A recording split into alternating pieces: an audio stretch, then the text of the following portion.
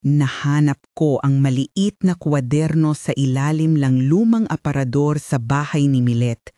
May mantsa ng asin at bakas ng apoy sa mga gilid. Nakasulat ang unang pahina sa pagkakawalang huwag, mga salita ng isang batang babae na walang ibang nagtatanggol sa kanya kundi ang hangin at ang lupa. Hindi ko inakala na dadalhin ako nito pabalik sa gabi-gabing pag-ihip ng takot sa baryo ng San Felipe. Bago tayo tuluyang pumasok sa laman ng diary, kung naririnig ninyo ito sa radyo o pinapanood online, manatili kayo. Subukan ninyo munang i-like at mag-subscribe sa channel, may mga susunod pang kwento na magbibigay linaw sa mga tanong na ito. Kung may opinyon kayo, iwan sa komento kung sino ang dapat sisihin sa wakas ng kwento. Vida was small when the road took her. She was the kind of child who kept the hem of her sleeves clean because her grandmother taught her that hands that touch food must be held with care. After her mother's sickness, the whispers, the quiet prayers under a thin blanket, Vida was brought to live with her Aunt Milet and Uncle Pedong in San Felipe, a barangay stitched together by nipa roofs, lantern smoke, and the regular gossip of people who knew one another's sorrows by heart. At first, she moved like an unmarked thing through the household, taking up space where her mother once had.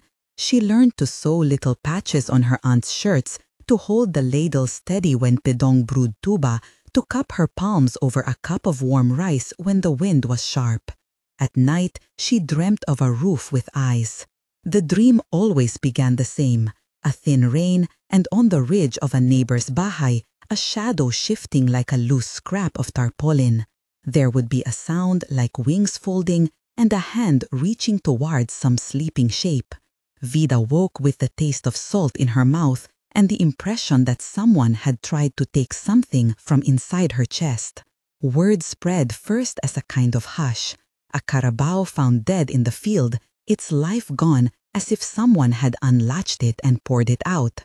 A dog missing, not swallowed whole, but left with its chest opened, the ribs cupped like a bowl. People said aswan, as if naming it were itself a pepper to ward off the shape of fear. They rubbed salt in the doorway. They threaded garlic behind curtain rods. Vida watched neighbors hang protection like talismans on their walls. Mutia pinned on baby clothes, a rosary or a bright coin hung above the threshold, and she wondered if such things could stop a shadow that moved over roofs.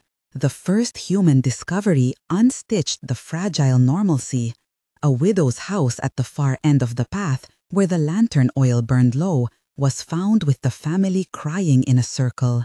The child was cold, the mother's face sucked in. They said the heart was gone.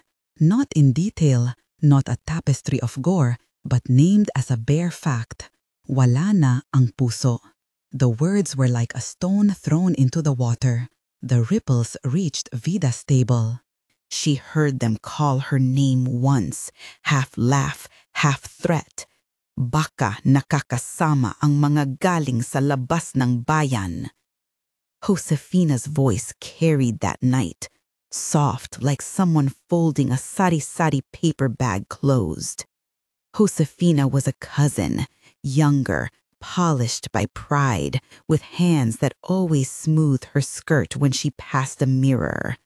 Josefina's eyes lingered on Vida in ways that made the girl small under their weight.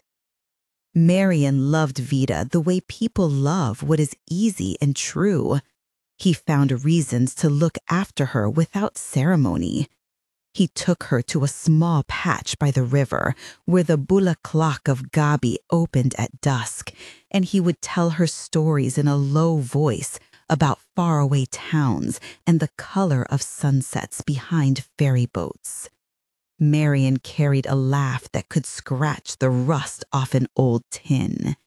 When people in the barangay whispered, Marian would stand at the doorway and say nothing at first. His silence was a shield for Vida.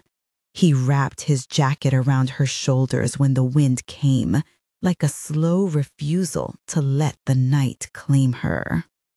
The albulario, Mang Cesar, came with a bag of dried leaves and a face weathered into the map of many seasons.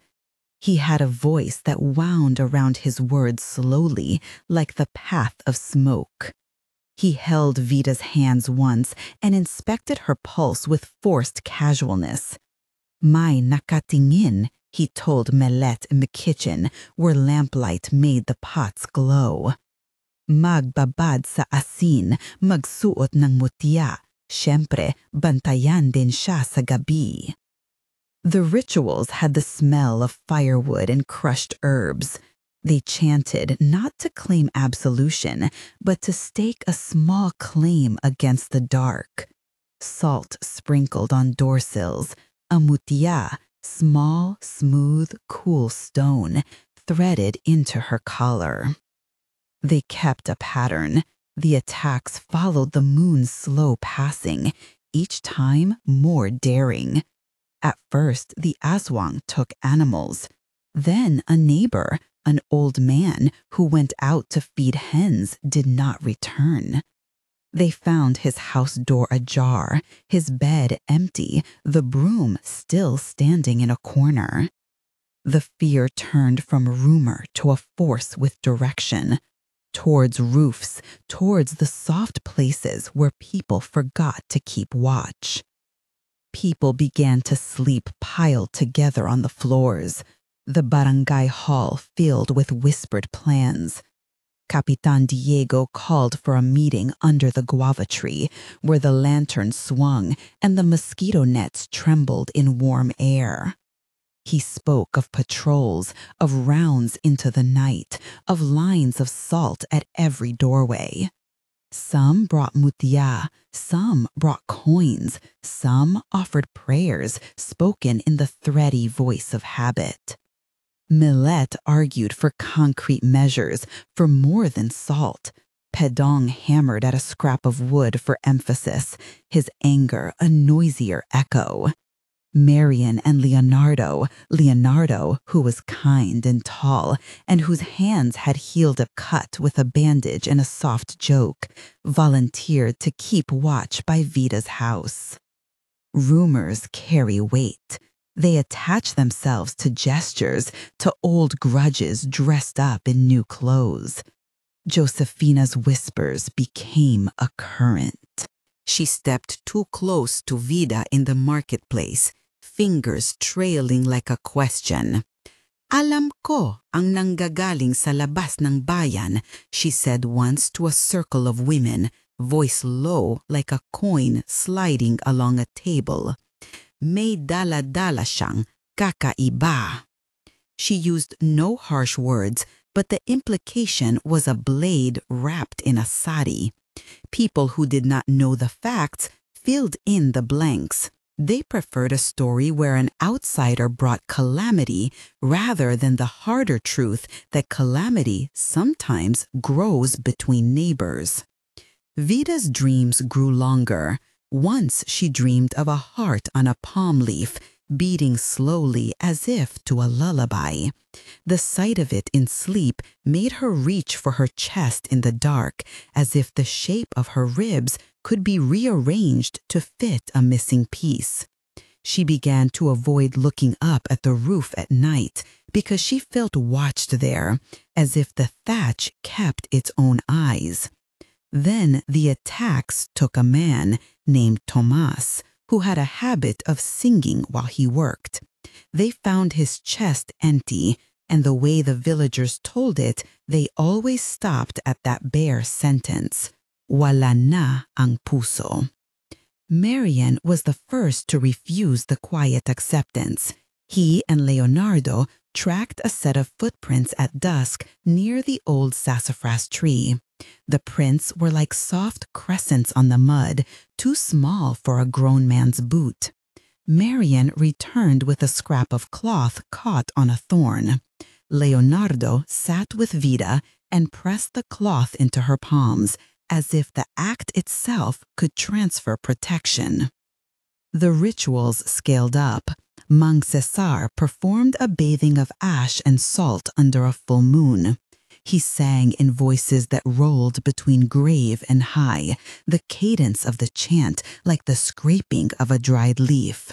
He asked for offerings, an egg, a small brass coin, a handful of rice. The community responded with the old practiced gestures, an exchange of what little they could spare for the promise of safety. Vida sat at the edge of the circle, feeling the salt on her skin cool like a temporary armor. The mutia they pinned to her blouse felt heavy with the weight of all the hopeful hands that had clasped it. As the nights wore on, fear mutated into accusation. People began to watch Vida with the same intensity they once used to watch the rice fields. A mother would shift her infant away from Vida's shadow. A shopkeeper would lock his door faster when he saw her pass. The mutia became less of a charm and more of a label, like a badge that marked her too clearly. Josefina's smile hardened into something with teeth. She told an older woman at the well that Vida looked at things the wrong way, that she was often out at odd hours, that she did not sing like other girls. The older woman nodded because a nod costs nothing and because making a good neighbor out of the world sometimes means choosing sides. There were moments of tenderness threaded through the suspicion. Marian would braid Vida's hair in the afternoon and hum old lullabies until the sewing needle slipped from her fingers. Leonardo repaired the fence around the kitchen garden when the wind had knocked it loose. Milet would press a slice of mango into Vida's palm and say, "Kumain ka, anak." Pedong's voice softened when he read the prayer of those who lose sleep. In those hours, Vida learned that to be alive was also to accept small mercies. But the pattern of the attacks did not loosen. In one night, the barrio woke to a scream that tore across the air like a torn cloth. A house near the center of the barangay was on the edge of being discovered. People ran in their bare feet, hearts thudding, torches flaring orange. Someone shouted that the heart was taken. Someone else said the roof showed shadow prints. Marian found a trail of ash and scattered mucha beads leading away, like breadcrumbs of a panicked retreat. People's faces were lit up like offerings. Their fear had become a beast with teeth, and it was hungry. At the barangay meeting that followed, voices rose until they hurt. Someone suggested staying together in the hall. Someone else proposed armed night patrols. Capitan Diego tried to mediate, his palms up like a man trying to fold a wild cloth into a neat shape. "Hindi tayo pwedeng magpadala sa takot," he said, but the sentence hung there. Fear had long since taught most of them how to make accusations sound reasonable. The question that trembled under every suggestion was always the same. Who was the cause? Who could be expelled so that the rest might breathe?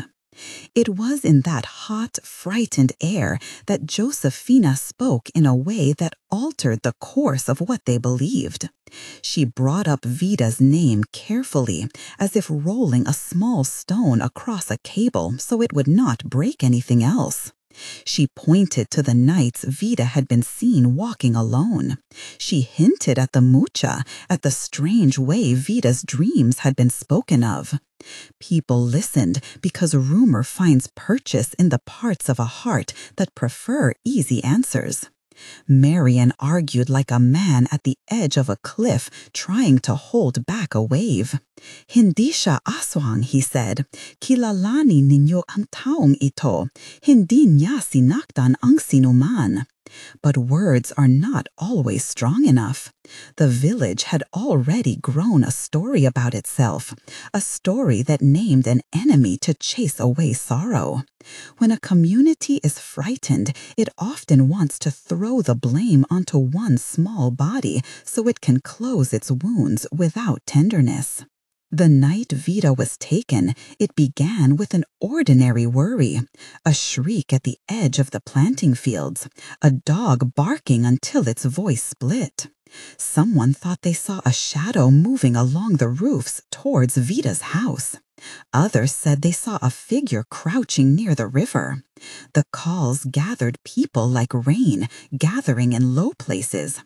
They formed themselves into a mob, not because they were cruel, but because they were raw and unmoored, and the old rules of neighborliness had been flattened by loss. Lanterns bobbed like anxious stars.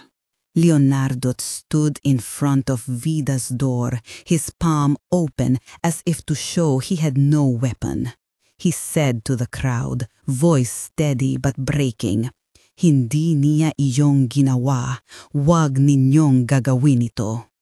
He moved to take Vida by the elbow, to usher her away from the delirium that rose like smoke. And then someone pushed. A hand struck Leonardo. He staggered, his face catching the orange light like someone hit by a slow tide. He fell. In the panicked motion, the lantern tipped and fire licked a corner of the Baha'i. The crowd acted without a plan. Fear makes for sudden, terrible decisions. They seized Vida. They bound her with strips of sari-sari cloth taken from the market stall. There were hands that hesitated, hands that trembled, and hands that held on with an animal certainty. Marion screamed. He tried to pull them back, to argue with the force of grief.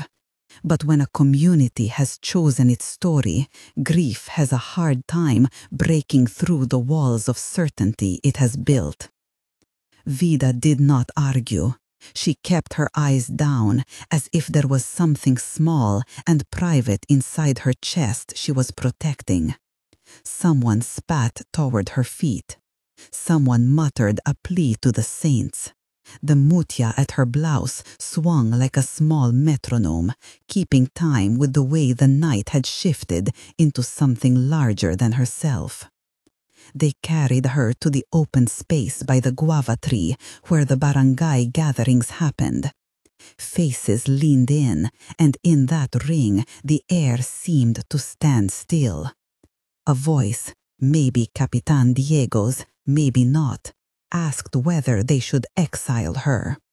Another voice, rough with 100 small losses, wanted blood. It is terrifying how quickly people who once shared pans of rice can move to acts that turn the shared bread into something else. Marion tried to shield Vida with his body. Hindi siya, he pleaded, voice split in two. He reached for her hand. The crowd shouted over him. Someone flung a torch. In the confusion, Leonardo crawled toward Vida to take her hand, to, if nothing else, keep her from being dragged beyond saving. He touched her, and the way his fingers curled was a wordless promise.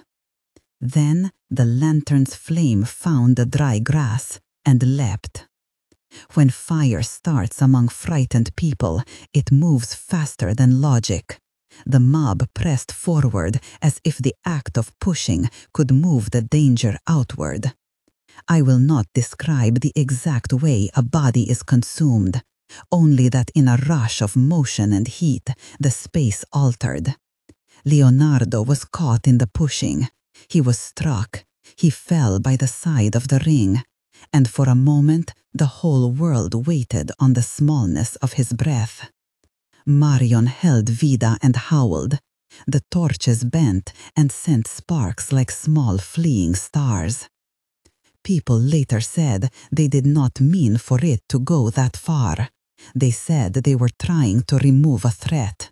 They said that in those hours the heart of the community wanted proof, and it would make it with its own hands if necessary. By the time the flames were fed and the night was full of smoke and the air tasted like ash, Vida was gone. They thought they had ended the thing that had stolen hearts. They thought that by ending her, they had cut the head off their fear. The mutya that had hung like a witness on her blouse lay half buried in the dirt, its smooth blackness dull in the lantern light. In the hush that followed, the attacks stopped. The morning after the burning, the barangay woke to a silence that felt as loud as a bell. No dogs barked, no chickens squawked. The fields of San Felipe lay like an open wound set to be scabbed over. People came to the clearing with faces gone thin. Marian sat by the remnants of the fire and let the smoke curl around him. He touched the ground where Vida had been and found only scorched earth and the faint outline of small footprints leading away into the dark. They said the aswang had stopped. They said the pattern had ended with her death. People told themselves this was proof that they had done the right thing. Some knelt and thanked quietly. Some swallowed their guilt like a bitter herb. Josefina walked through the village with a cleanliness to her step that made other people avoid meeting her eyes. Others, though, felt hollow at the place where the story had been. There were no parades. There was no triumph that cleaned the hands of the people who had acted. I close the diary here for a moment because the pages that follow are smudged and the writing breaks off into fewer full sentences and more scattered marks, as if whoever wrote them had been too raw to find the language of sense. In the end, people like to make of fear a monster they can fight, but rarely ask whether the monster might have been fed by hunger and envy and old debts that never get paid. If you have read this far and the story unsettles you, leave a comment. Tell us who you think was truly at fault, the shadow that moved on roofs or the hands that reached for an answer in the dark. If this touched you, consider subscribing and sharing. Conversations like this are how a community learns to see its own face in the mirror. May susunod pa akong ilahad mula sa natirang mga pahina ng kwaderno. Ang mga susunod na pahina ng kwaderno ay ganap na iba sa maayos na kamay nagbukas ng kwento. Dumikit ang uling sa papel, tinta ang naghalo sa pawis. Ang pagtala ay parang isang tao na naghahanap ng hangin habang lumulubog. Susubukan kong ilahad ang mga pirasong malinaw kahit nalalabo ang iba. Kinabukasan, hindi natagal matapos ang mga tao ay magsiuwian na may malamlam na pakiramdam ng tagumpay na pag-alaman nila na si Leonardo ay hindi nadaghad sa apoy noong gabing iyon, hindi buong buo. Natagpuan siya sa gilid ng ring, nakahandusay, may sugat sa binti at pasa sa noo.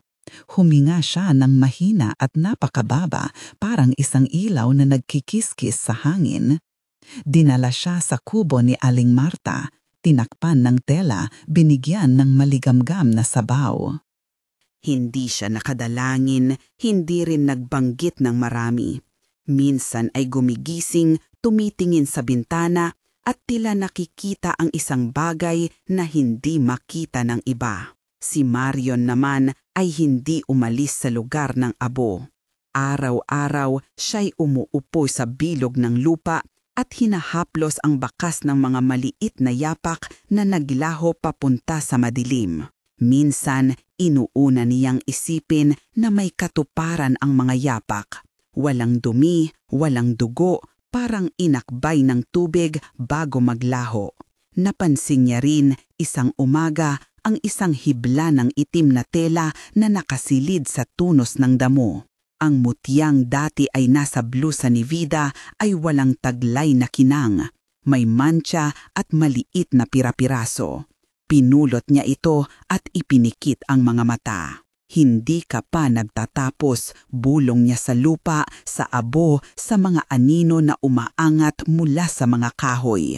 At marahil siya ang nagising na puso ng isang bagay na mas malaki kaysa sa sama ng loob. Ang barangay ay nahati ng hindi lantaran. May mga babasahin ng pasasalamat sa isang umbok ng mga tahimik na boses. May mga nagdarasal sa dugtungan ng simbahan. At may mga naglalakad na may mabibigat na tingin sa mukha. Ang ilan ay hindi na makatingin kay Marion. Ang ilan naman ay nagsimulang tumingin sa kanya na para bang siya ang salarin dahil kumikilos ang puso niya bilang isang panibagong alaala ni Vida. Josepina na matagal na nag-aalipin ng mga panibagong pagtatangi sa loob ng kanyang dibdib, naglalakad ng mas matatag kaysa dati. Tila ba ang pagkatuyo ng luha niya ay ginawang lakas. May mga nag-aalitan sa tahimik. Si Tata Ben na dating taga-ani nagbabanta na kung may maglalaslas pa ng mga hayop sa gabi ay sisibakin niya ang mga pader ng kubo ng sinumang lalabag. Si Kapitan Diego sabay na nagbubunyi at nagtatakip sa sariling pagkakasala, nagpagawa ng isang pahayag, panibagong mga ordinansa laban sa mga gawain ng gabing malas, at ipinatawag ang mga anito ng batas sa paraang baro at walang kulay. Ngunit sa likod ng mga salita, nakita ko ang isang linyang kumukurap. Takot na takot sila sa pag-uwi ng isang katoto na magbubunyag ng kanilang kapangyarihan o ng kanilang kahinaan. Hindi naglaon, may nagsimulang magsalita ng ibang uri ng takot. Ang ilan mga bata na noon ay naglalaro sa gilid ng sanga ay nagsabing may mga anino na dumadaan sa bubong sa gabi. Ang mga manok ay nagsimulang magtago sa dilim. At may isang kalabaw na natagpo ang nagpapawis sa gitna ng bukid, nagbuntong hininga na parang may kinakatakutang anino na sumusunod sa kanya. Hindi ko malilimutan ang pangalan ng lalaking may alagang kalabaw, si Mang Isko. Siya ang lumapit sa akin ng isang gabi, pinikit ang mga mata at nagbunyag. Dati hindi kami natatakot. Ngayon parang may mga butas sa paligid ng amin. May nawawala.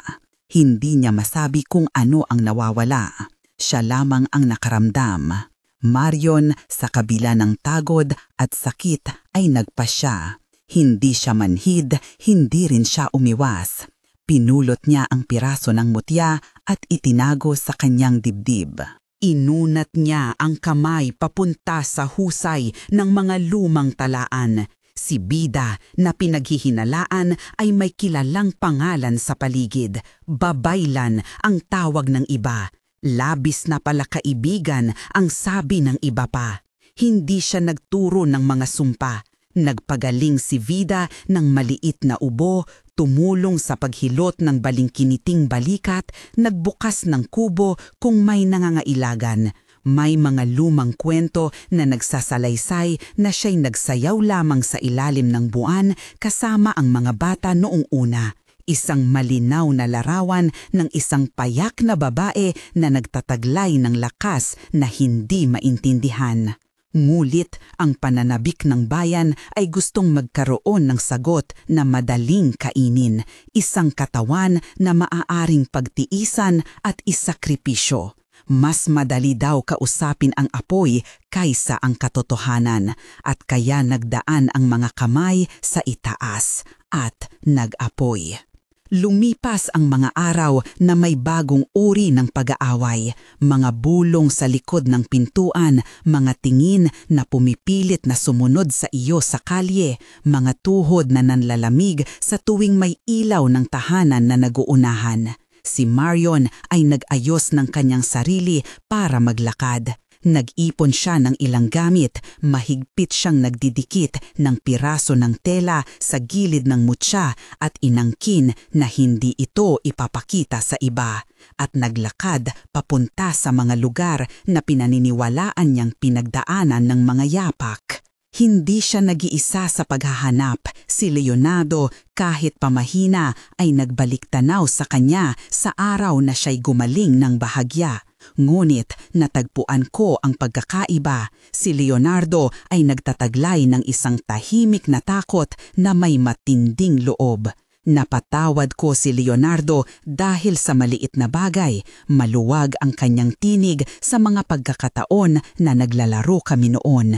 Ngayon, madalas siyang tumingin sa malayo at banggitin ang isang pangalan, Vida, na bumabalik sa kanyang labi na parang pangungusap na hindi natapos.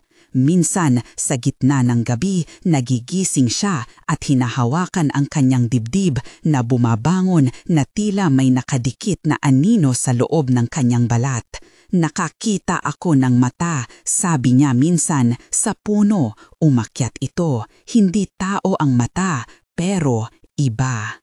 Naglakad sina Marion at Leonardo sa paggising ng araw, sumusunod sa bakas na dahan-dahang naglalaho sa lupa at nagtatapos sa gilid ng ilog kung saan may mga punong kawayan. Dito, sinabing may 100 tanim na kawayan na palaging kumukulo sa hangin.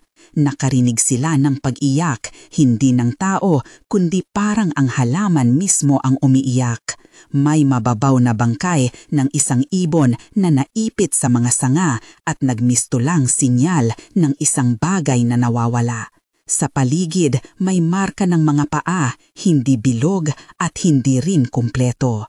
Parang ang mga yapak ng bata, ngunit may pag-unat. Sumilip si Leonardo sa isang maliit na lungga sa ilalim ng ugat ng isang puno. Nandoon ang isang bagay na pamilyar, isang hibla ng buhok na parang pugo ang binuhol at may isang maliit na palamuti, may kinang pa pero nababasa na. Nang hinawakan ni Marion ito, parang tumunog ang lupa sa ilalim nila. May isang hangin na dumaan na malamig at ang mga dahon ay tila bumaling sa kanila ng may pag-aalangan. Kung may nagtatago, bulong ni Marion, huwag tayong takutin. Kailangan nating malaman kung bakit. Kung ano ang mga dahilan, gutom, selos, matandang utang o simpleng takot ay hindi agad nagpakita. Subalit ang paghahanap ni na Marion at Leonardo ay nagbukas ng isang bagay sa barangay. Iba pang mga piraso ng kwento ang lumabas sa mga bibig na dating tahimik. May isang matandang babae, si Lola Maning, na nag-alok ng isang maliit na lihim. Madaling sisihin ang nasa harap, pero ang taon ay may mga utang na hindi siningil. May mga bisitang bala ang gabi na pumupuno ng tiyan nila ng kwenta. Hindi siya nagsabi ng mga pangalan, ngunit may pagtingin na tumama sa puso ni Marion. Si Josefina na lagi nang may pakialam sa kayamanan ng iba at siya rin na madalas maghingi ng tulong ng iba ngunit laging nagbubulsa ng maliit na utang sa likod.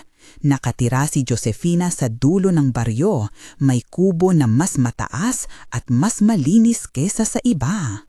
Isang gabi, halos isahan, pinuntahan ni Marion ang kubo ni Josefina. Napatingin siya sa bintana at nakita ang mga aninong gumagalaw sa loob, mga silweta ng mga gamit na yari sa mahogany o kaya'y piso na pinagpintalan ng itim na kintab. May mga kaldero na mukhang luma pero iningat ng maayos. At sa gilid, isang kahuli-hulihang bagay na tumawa sa kanya ng may pag-aakin. Ang anting-anting ni Vida, ang mutya, ay nakalagay sa isang maliit na kahon, nakapaloob sa tela at nilalambing ng isang kamay na may singsing na ginto. Hindi tumalon si Marion. Umuwi siya at umupo sa kanyang kama at muntik nang pumutok ang puso niya. Napagtanto niya na ang mutya ay hindi lamang palamuti. Ito ay piraso ng isang pangako, isang alaala na binayaran. Sa halip na dalhin sa hukbo o alagaan bilang alaala ni Vida, ito ay naiba ang tahanan. Sino ang kukuha ng isang piraso at tatawirin ang hangganan ng usaping ito? Sunod ng isang umaga ang pag-igting na iyon, si Kapitan Diego na palihim na natatakot sa tigre ng palad na lumalabas ay nangangalit ng malaman na may nagsabing may pagnanakaw ng mutya. Paghanap, sigaw niya. Ngulit may isang bagay na hindi niya alam. Si Josefina ay may mga kakilala rin, mga lalaki na may kamay na mabilis, at ang mga lalaking iyon ay may kanya-kanyang hangarin. Ngunit hindi lamang si Marion ang nakakita ng hindi magandang tela sa loob ng kahon ni Josefina.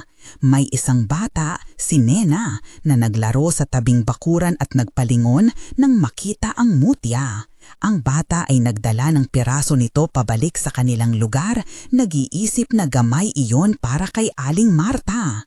Sa gabing iyon, si Aling Marta ay natatawa at nagsasabing baka nasumpungan lamang ang isang alahas, ngunit hindi niya alam ang bigat ng ibig sabihin nito.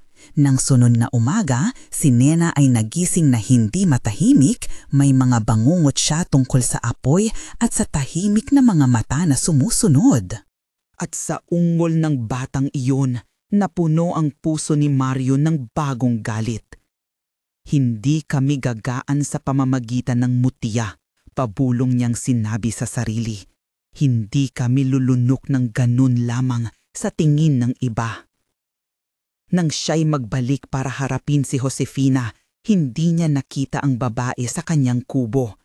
Ang labas ay maayos gaya ng dati, ngumit sa loob may bakas ng pag-alis ng maagap, mga kaldero na hindi nakalagay, mga damit na nakataya at ang kahon ng mutya na nalaglag sa sahig. Parang nagmadali ang babae sa pag-alis. May mga bakas ng paa na naglakad tungo sa dulo ng baryo, papunta sa kubo ni Kapitan Diego. Pinipilit ni Mario na sundan ang mga bakas na iyon. Ang labi niya'y nanginginig, hindi lamang dahil sa galit, kundi dahil may matinding pangangailangan din siyang malaman kung ano ang nangyari kay Vida. Kung buhay pa ba siya o naglaho na tulad ng usok. Hindi siya nakasunod. May mga taong nakakita sa kanya, nagbantay, nagbigay ng pahiwatig, at nakausap ang kapitan. At nang umabot sa kaninang hapon, may nangyaring hindi inaasahan. Si Leonardo, na sinasabi ng ilan ay babalik na sa normal, ay umupo sa harap ng simbahan, hinawakan ang mutya at nagpatumpik-tumpik ng isang katotohanan na hindi niya mapigil. Araw, bulong niya, huwag mong hayaan na magtapos ang lahat sa usok. Hindi namin siya sinunog. Siya mismo ang lumakad palayo. Ang mga tao sa palibot ay nagngingit-ngit, may mga pumalakpak, may mga nagngangalit. Ang ilan ay nagtataka kung sino ang kinakausap ni Leonardo, ang Diyos ba, ang alaala, o ang lalaking nakatago sa loob ng kanyang isip na gustong magpumilit ng kahulugan. Marion, nang marinig iyon, ay muling napuno ng hindi mapigilang pagkasabik. Saan? Tanong niya sa mahinang tinig. Ngulit si Leonardo ay hindi makapagsalita ng direkta. Kanya lamang inilarawan ang isang pagbantay, isang landas na dumaan sa kabundukan, sa lumang lagoon at sa dulo ng bakawan kung saan ang mga puno ay nag-uusap kapag tumama ang hangin. Doon, sabi ni Leonardo, doon siya umupo, doon niya ibinaba ang mutya, doon siya huminto. Hindi tao ang anyo niya noon, maliwanag, napatigil siya at ang mga mata niya ay nagdilim. Ang isang bahaghari ng pagkakataon ang sumibol. Si Marion ay nagpasya na hindi na maghintay ng pahintulot mula sa sinuman. Kung may nadamay na perwisyong di makatarungan, siya ang maghahanap ng kalutasan. Nag-ayos siya ng isang maliit na bag, lumang kamison, kaunting bigas at ang piso ng mutya na kanyang pinangalagaan at tumungo papunta sa dulo ng baryo, direksyon ng bakawan. Hindi siya nagmadali. Alam niyang ang paghahanap ay hindi dapat parang paghabol sa gubat. Dapat ay may pag-iingat, may pagpapakumbaba, at may pagnanais na makita ang mata ng katotohanan. Bago siya umalis, humarap siya sa abo at nagbulong. Kung naroroon ka, Vida, hindi ko iko-confront ka sa galit. Hahanapin kita para malaman ang totoo. At dahil sa pag-amin na iyon, tila nagbago ang bigat sa kanyang dibdib ng konti. Nalalabong dampi ng umaga ang pumawi sa kanyang likod habang naglalakad. Ang mga bakas ng yapak na umalis mula sa pinanggalingan ay nagiging mas malinaw at dahan-dahang humuhubog sa isang linya patungo sa mangrove, isang luntiang dagat ng mga sanga at putikan na may sariling batas. Sa bawat hakbang, may tunog na parang mga tinig ng nakaraang panahon, mga nagbubulong, mga nag-iingay, mga nananaghoy. Ngulit hindi siya tumigil. Habang ang araw ay sumisilip sa mga sanga, may isang pakiramdam na bumaba sa lupa, na ang isang kasaysayan ay malapit nang magbukas. Ang matinding pagnanais ni Marion na malaman kung buhay pa si Vida ay mas matibay kesa sa takot na kanyang nadama. At sa pagpasok niya sa bakawan, naramdaman niya ang malamig na hangin na dumampi sa kanyang balat. Hindi malamig ng hangin lamang, kundi malamig ng isang lihim na matagal nang pinanatili ng lupa. Hindi niya alam kung ano ang kanyang mahahanap, ngunit alam niya na ang paghahanap na iyon ay hindi lamang para kay Vida. Ito ay paghahanap din para sa kanya, para sa bayan, para sa kahulugan ng apoy at sa mga kamay na nagbato ng bato at ng mga puso na nagpasya na magbuhos ng parusa. At sa puso ng mangrove, sa ilalim ng mga sanga na naglalakbay, ang anino ng isang hugis ay lumitaw, hindi agad malinaw kung tao o di tao na tumulak sa gilid ng ilog at tumahimik. Nagduda si Marion sa kanyang pagtingin, ngunit ang mutiya sa kanyang dibdib ay mainit at nagbigay ng payo na hindi niya inaasahan. Siya ay umusad, mura ang loob, at nang lumapit ng kaunti, may huminga na hindi mawari, isang hininga na hindi bunga ng tao lamang, kundi ng isang bagay na pinagsama ng sakit at pagnanasa ng bayan. Hindi pa tapos ang kwento. Ang anino ay tumingin at sa sandaling iyon na parang nagtagpo ang dalawang mundo, nakita ni Marion na ito ay may anyo ng isang babae. Hindi perpekto ang anino. Ang balat ay may abo at latak, may mga hibran ng damo na kumapit sa buhok at ang mga mata ay parang dalawang maliit na sinag na pumutok mula sa loob ng mantika ng lupa. Hawak sa kanyang palad ang mutiya na kumikislap ng bayaya para bang naglalaglab mula sa loob, ngunit ang apoy nito ay malamlam, hindi mapanupil. Lumapit si Marion nang hindi sinasadyang bumagal ang kanyang paghinga. Ang lupa sa paligid nila ay basa, ang mga ugat ng bakawan ay nakatitig na parang mga daluyan ng dugo. May mga kuliglig na tumigil sa awit, ang mga ibon ay bumaba sa malayong sanga at tumahimik. Ang hangin ay nagdala ng amoy ng usok, hindi malakas gaya ng apoy, kundi alaala ng apoy, isang pangamba na hindi natupok ng buo. Vida, bulong ni Marion, ang pangalan lumutang sa kanyang bibig nang may halo ng pag-asa at takot. Ngumiti ang babae o ang anino na may anyo ng babae, ngunit hindi totoong ngiti. Hindi na ako, Vida, ang sabi niya na parang lumulunod ang tunog sa pagitan ng mga ugat at tubig. O marahil siya pa rin. May iba't ibang pangalan ng isang tao kapag dala-dala ang mga alaala ng lahat. Tumayo si Marion ng mas malapit at bumunot ng bahagya ang mutya mula sa dibdib niya. Naramdaman niyang parang may panginginig na naglakbay sa pagitan ng dalawang bagay, ang matigas na bato at ang malambot na laman ng katawan na nangangalit sa bayan. "Bakit ka umatras? Bakit mo iiwan ang amin?" Tinig ni Marion ay nangihinayang. "Sabi nila sinunog ka. Sabi nila hindi ka karapat-dapat, sabi nila dapat may parusa." Tumango ang anino. Sabi nila marami ang bagay na iyon, ang tugon, malabo at mabigat. Pero hindi lahat ng sinabi nila ay katotohanan. May apoy sa loob ng tahanan ko at may apoy din sa loob ng bayan. Maliit ang pagkakaiba hanggang sa magsabog. Mas pinili kong lumakad kaysa manirahan sa abo ng iba. Hindi agad naintindihan ni Marion. Lumakad? Paano? Sino ang nagpaapoy? Ikaw ang naghahanap ng isang nagkasala, sabi ng babae. Ngunit hindi mo kailangan ng hukom kung uuwi ka ng taos-pusong titigan ang mukha ng tao. Tinuro niya ang mutya. Ito ang nagsimula. Hindi ito simpleng alahas. Ito'y isang bagay na kumukuha ng pangalan mula sa sinumang humawak nito at ibinibigay muli sa hangin. Ito'y isang salamin na nagpapakita kung ano ang iniisip ng bayan, takot, galit, pagnanasa. Nang una kong dalhin ito, inakala kong pangsuot lamang. Nang kumawala, napuno kami ng apoy. Marion ay napaatras ng bahagya. Umiikting ang murmur sa kanyang dibdib.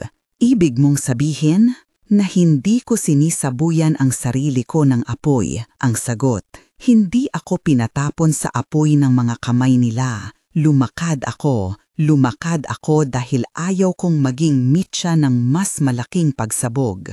Hayaan mo akong linawin. May nangyari sa amin sa loob. May naggalit, may nagtakda ng parusa, may mga kamay na nag-aalab. Ngunit hindi sila lahat ay naglalakad bilang mandirigma. May mga tulad mo na naghahanap ng katotohanan na hindi agad iginagalang ang galit na magtatanong at iyon ang dahilan kung bakit narito ka. Kung hindi ka sinunog, ipinagsisigaw sa kanyang dibdib ni Marion. Bakit umiinit pa ang mutya sa dibdib mo? Bakit may amoy ng usok sa iyo pa rin? Ang kanyang boses ay nasirit. Hindi lang iyon, may pagnanasang malaman ang dahilan na higit pa sa sariling pag-akala. Tiningnan siya ng babae ng matagal at parang nagbukas ang hangin upang makalusot ang mga salita. Ang sabi, mababa, tila bulong na sumiklab sa pagitan ng mga ugat. Ako ang kumuha ng usok. Ang sabi, mababa, tila bulong na sumiklab sa pagitan ng mga ugat. Ako ang tumanggap ng init upang hindi sumabog ang mga puso ninyo. Nakibahagi ako sa apoy na hindi naging apoy. Tinanggap ko ang lahat ng sinasabi ninyo na ako ang kasalanan at itinago ko ito sa sarili. Hindi dahil karapat-dapat ako sa parusa, kundi dahil sa paniniwala na kung maaari kong ilipat ang sakit sa akin, malalaya ang mga ibang kamay at magbalik ang katahimikan. Nahihilo si Marion sa bigat ng pahayag na iyon. Isang bahagi ng kanyang puso ay sumigaw na iyon ay isang katapusan ng kawalang katarungan. Si Vida ay hindi dapat maging sisidan ng kasalanan. Ngunit may isa pang tinig, pinong at matapang sa ilalim ng takot. Paano kung totoo? Paano kung ang mutya sa isang paraan na hindi niya lubos maunawaan ay nagbubunyag ng anino ng komunidad? At ano ngayon? Tanong ni Marion. Babalik ka ba sa amin? Hahayaan ba natin na magpatuloy ang mga kwento at pag-aakusa? O hahayaang mawala ka na para mapatahimik ang lahat? Ang mukha ng babae ay nag-iba. Tila may pagpapatahimik at pag-aalinlangan. Hindi ako makakabalik ng basta-basta, wika niya. May mga bagay sa loob ng mutya na kumapit sa akin. Hindi ito basta-basta tinatapos. Ang mutya ay nagtataglay ng mga pangalan ng takot, ng galit, ng mga panunumpa. Ang mga pangalan na iyon, kung ibabalik sa bayan ng walang paglilinis, magpapatuloy lang ang siklo. Naglakad si Marion paunti-unti, ang daliring humawak sa mutya sa dibdib niya. Ano ang hinihingi mo sa akin? Tulad ng sinabi ni Leonardo, huwag mong hayaan magtapos ang lahat sa usok, sabi ng babae. Ako ang pumunta rito at inalay ang sarili. Ngunit ang pag-ibig at pag-aalala ninyo, ang katotohanan at pagnanais ninyo ay hindi dapat manatili lamang sa akin. Kailangan kong magtiwala sa isa sa inyo at ikaw ang naglakad ng mag-isa. Pumango siya ng bahagya na parang nagpapatulong sa bagong pag-asa. Dalhin mo ang mutya sa mga anino ng inyong mga pinto. Huwag mo lamang ipakita ito bilang ebidensya ng kasalanan. Ilahad mo rin kung paano ako ang pumili. Sabihin mo na may taong pumili na hindi magpapatuloy sa paghatol. Sabihin mo na hindi palaging ang apoy ang magsusumpa. Hindi pa naglaon at nagbago ang hangin, parang may lumapit na alon sa malayong tubig ng lagun. Sa malayo, may narinig na mga yabag, mahinang yabag ng paa sa banlik na lupa, mga tinig na may halong pagod at galit, ang boses ng mga taga-baryo. Ang pagkakahiwalay ni Marion mula sa kanila ay biglang nag-init. Ang pananagutan na dalhin ang katotohanan at ang panganib na baka hindi pa handa ang bayan na makinig sa isang paliwanag na hindi naglalagay ng malinawan na salarin. Tumindig si Marion. Kung ibabalik ko ang mutya, pupunta ba ako sa iyo? Tanong niya at marahang idinikit sa dibdib ang bato. O kailangan mo ba ng tahimik? Hindi ako nanawagan ng pagbalik sa dati, tugon ng babae. Mga bagay ang nabago sa akin at sa inyo. Sa pagtanggi kong maging abo, may ibang anyo akong natanggap. Ngulit, hindi iyon ibig sabihin na ako'y lumisan para sa palagi.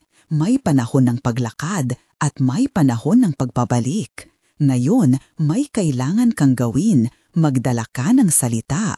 Ika'y magbubukas ng pinto sa pananalita, hindi sa batuhan. Sabihin mo ang totoo. Ako'y lumakad, ako ang pumili, at kung may puso sa bato, kung mayroon, kalimutan mo na ang paghanap ng isang-iisang kamay na dapat panagutin. Humanap kayo ng paraan upang magpagaling. Hindi napigilan ni Marion ang pagluha, hindi lamang dahil sa lungkot, kundi dahil sa bigat ng pagpili. Paano nila maniniwala? Paano ko ipagtatag na ikaw ang pumili ng ganito? Paano kung ito'y sisindak pa sila at magbubunga ng mas malala? Ang katotohanan ay may iba-ibang anyo, ang sagot. Minsan, ang katotohanan ay kailangan ng saksi. Minsan, kailangan nito ng isang katawang handang magsabi ng higit pa sa salita. Hinawakan ng babae ang braso ni Marion. Ang kamay niya'y malamig, ngunit may mahina ring pulso. Huwag mong hayaan na ang galit nila ang magdikta sa huling salita. Ikaw ang tagapagsalita ng desisyon. Piliin ang pag-amin, hindi ang paghihiganti. Sa sandaling iyon, may isang tinig na bumulong sa malayo, hindi mula sa tao kundi mula sa mga ugat, parang pag-iyak ng isang punong napunit ang mga sanga. Nagdilim ang kalangitan ng panandalian sa ibabaw ng ulo nila at ang mutya ay bumagal ang pagtibok, tumigil at naglabas ng isang maliit na kisap na tila tumingin sa direksyon ng lupang pinanggagalingan ng mga yabag. Marion ay kumuha ng isang desisyon na matigas na gaya ng pag-ukit sa bato. Ibabalik ko, mahina niyang wika. Pero hindi bilang piraso ng ebidensya lamang. Ibabalik ko ito kasama ang kwento at sasabihin ko ang tunay mong pinili. Ang babae, vida o hindi, ay umatras ng kaunti at sa kanyang mga labi ay isang ngiti na parabang nagkaroon ng kapayapaan. Kung iyan ang iyong pasya, wika niya. Dalin mo rin ang usok at ilagay sa liwanag. Huwag hayaang lumingon ang bayan lamang sa paghanap ng isang kasalanan. Sa halip, turuan silang tumingin sa kanilang sariling mga palad. Mabilis na nag-umpisa si Marion ng paghanda. Inilagay niya ang maliit na bag sa lupa at binuksan ang loob nito.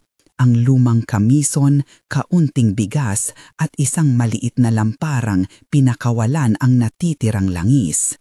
Inabot niya ang mutya para ilagay sa loob, ngunit nang maging sandalan ang palad niya dito, tumama ang damdamin niya sa isang alaala. Hindi kanya, isang putik na gabi, isang sigaw, mga pangyayari na hindi hinihiling ng puso na muling maalala. Napigilan niya ang pagyanig ng kamay, piniga ang palad at itinabi muna ang mutya nang hindi ito isinasalang sa bag. "Naririnig mo ba ang mga yabag?" tanong niya nang bigla. "Hindi pa ba sila malayo?" Tumango ang babae. "Hindi, darating sila sa iyo at dalin nila ang tanong na hinahanap nila ng sagot. Huwag mong hayaan ang unang sagot ang makapangyarihan." Ayun na nga, mga yabag, dumarating ng mas mabilis. Sa kawalan ng liwanag, may nakita silang dalawang liwanag na naglakad patungo sa dulo ng bakawan. Mga lalaki na may upos-upos na muka, may daladalang mga palakol at mga tingga. Hindi sila nag-isa, may dalawa pang babae rin na sumusunod na may daladala rin at ang kanilang mga mata ay may apoy na punong-puno ng paghahanap.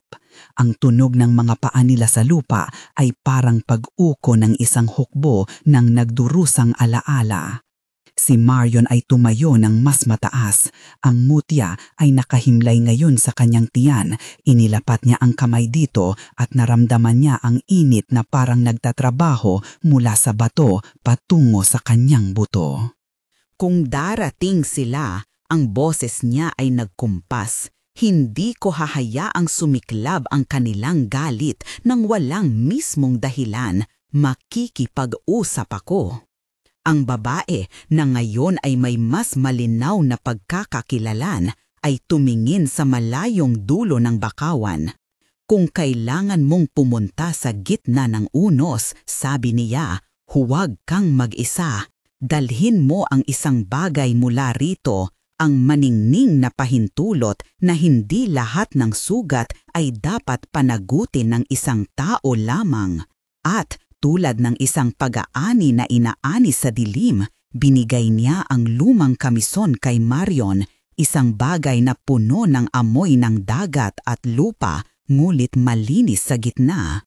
Iyan ang simbolo na hindi lamang ikaw ang nagdala nito. Marion ay tumikim ng luha at inihiga ang kamison sa kabila ng balikat. "Babalik ako," parang pangungusap na isinumpa. "Babalik ako sa inyo." Bumalik na may liwanag, ang sagot, hindi lamang may patotoo. Sa huling mga salita, parang may lumubog na isang araw sa ilalim ng bakawan at ang babaeng iyon o ang anyo ni Vida ay dahan-dahang naglaho sa isang ulap ng usok at dahon. Hindi ito biglang nawala, tila naglaho siya na para bang tinanggap ng lupa. Nagmuni-muni si Marion ng sandali, pinagmasdan ang mga ugat na muling umusbong at ang kakaibang katahimikan na sumunod.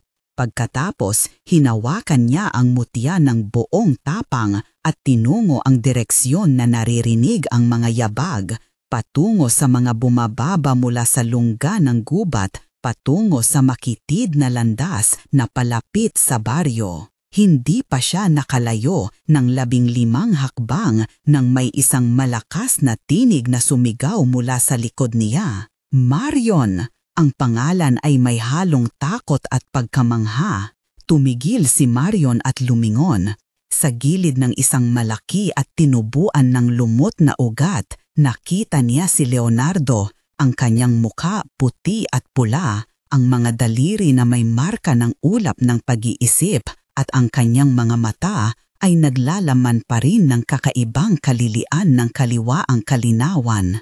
"Leonardo," mahina ni Marion, "dito ka rin." Lumapit si Leonardo ng may pabilos na hakbang, tulad ng isang taong nasaksihan ang sariling pag-ikot at hindi pa rin makapaniwala sa direksyong tinahak.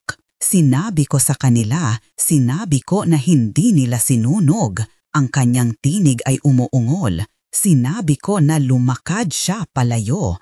Hindi nila akalain sila'y naghahanap ng biktima, sila'y naghahanap ng kabayaran, Ngunit hindi iyon ang sagot. Pinagmasdan ni Marion ang kanyang mukha at nakita ang mga luha doon, mga luha na tila naglalaman ng maraming bagay, pagkatotoanon at pagkabaliwanan na magkasama. Nakita mo siya? Tanong niya. Oo, sagot ni Leonardo at dahan-dahan niyang binigay ang isa niyang palad sa direksyon ng lupa. Umupo siya sa tabi ng ilog at naglagay ng bagay sa lupa. Sinabi niya na aalisin niya ang usok sa amin. Nagtaka ako at tumawag ako sa inyo. Hindi ko alam kung sino ang aking kinakausap noon. Ngunit may sinabi siyang isang bagay, isang katotohanang hindi akin. Araw, mahigpit niyang titig kay Marion. Huwag mong hayaang magtapos sa abo ang kwento. Huwag mo siyang habulin sa galit. Ang mga yabag na dumating ay mas malapit na ngayon. Si Marion ay huminga ng malaki. Ang bibig niya ay mamasa mula sa asin ng luha at hangin. Kailangan kong sabihin ang totoo. Wika niya ng malakas sa sarili na parang nagbibigay bawal sa alinmang damdamin na mamuno sa desisyon. At kailangan kong piliin kung paano ito sasabihin. Lumapit pa ang mga taga-baryo. Sa kanilang mga mukha ay halo-halong emosyon, galit, pag-aalinlangan, pagnanasang makakuha ng hustisya at ilang maliliit na sandaling pag-aalinlangan. May isang matandang babae na may kitid na mata ang unang nakapansin sa anyo ni Marion at ang kanyang boses ay bumigay ng usok at kahinaan. "Anong dala mo dyan?" tanong niya, nag-aalangan ngulit mapanuri. Si Marion ay tumindig, ang mutya na nasa ilalim ng kanyang kamison ay parang isang pulso. Pinisil niya ang tela at itinanggo. "Dalhin ko ang katotohanan," tugon niya. "Hindi para magturo ng isa pang kasalanan, hindi para palitan ang galit ng isa pang galit. Dalhin ko ito para may maghilom." Sa isang sandali, nagpasimula ang isang pinakamalalim na katahimikan, ang uri na pumipigil sa pag-ubo ng hangin sa mga baga ng mga tao. Tila sinusuklay ng bakawan ang kanilang mga puso at sinasabi, "Piliin ninyo ang daan ng liwanag o ang daan ng abo." At doon, sa gilid ng ilog, kung saan ang ugat ng bakawan ay nagtatagong mga lihim at ang mutya ay nagtatangkang magbalik loob sa sinumang tatanggap, tumayo si Marion na may isang misyon na hindi niya lubos na unawaan, ngunit alam niyang hindi na siya maaaring magbaliktad. Mula sa loob ng kagubatan, may narinig na sigaw. Hindi lamang isang tao ang nagsisigaw, ngunit maraming tinig.